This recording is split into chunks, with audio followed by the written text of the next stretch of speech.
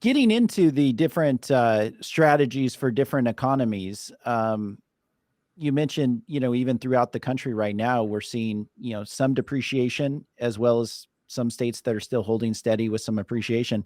So, and you've mentioned this a little bit before, but let's kind of dive into it. What strategies work in different economies? What strategies work when you have appreciation? What strategies work when you have maybe just a plateau? Nothing's going up, nothing's going down. And then what strategies work when you have depreciation?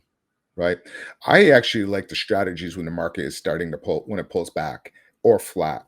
I like it when the a property's been sitting on the market for 3, 4, 5 months. So the sellers, are a little bit, they're definitely a lot more motivated to be able to sell those. So that's when you can come in with a creative solution and structure a seller financing type of deal, no matter what vehicle you take it through, if it's a lease option, seller financing, contract for deed, a land contract, depending on your state.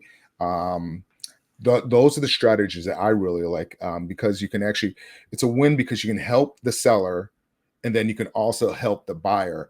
Coming from the real estate banking world, putting people into a property that they eventually become home ownership through a lease option program. I think that's incredible, but you want to make sure, and this is where a lot of investors really don't do well. You got to make sure when you put somebody into one of those rent to own programs or houses that you make sure you give them enough time. A lot of these guys don't put people into the property where they're not having enough time so they can get their credit in line, so they have enough savings and it's not structured the right way. A lot of these guys will say, oh, I'm only going to do it for 12 months to 2 years.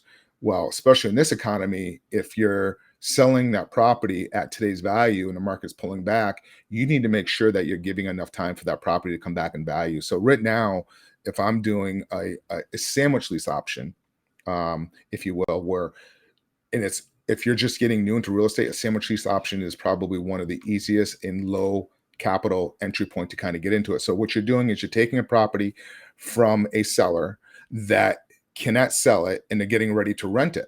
So you can come in and offer your services, say, hey, I'll buy this property. I'll take care of, the maintenance repairs up to whatever dollar amount and give them more of today's value, and then turn around and find a tenant buyer, underwrite them, make sure they're going to qualify and kind of stay in the middle. So you make money through the process, what's called, monthly cash flow, get a little money up front, and then you get the money in the rear.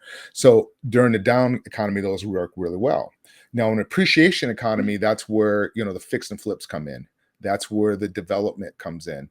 I was, the land development space right now is, they pull back dramatically. A lot of the national builders, they're stopping building. They're just finishing out their supply of inventory for a little while, depending on the market that they're in.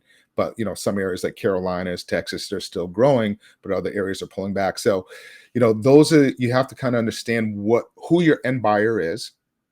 That's really what it comes down to, who your end buyer is and how fast you can move your product of whatever that you're doing. Who's your buyer? If you're doing wholesaling, if it's a fix and flip in a market that's slowed down, where's your fix and flip buyers? You have to offer a deeper discount for them to come into that deal, or, who's your buyer if, the product, again, is your rent to own, or your seller financing buyers, those. So you just kind of have to understand the market condition and kind of understand that particular strategy.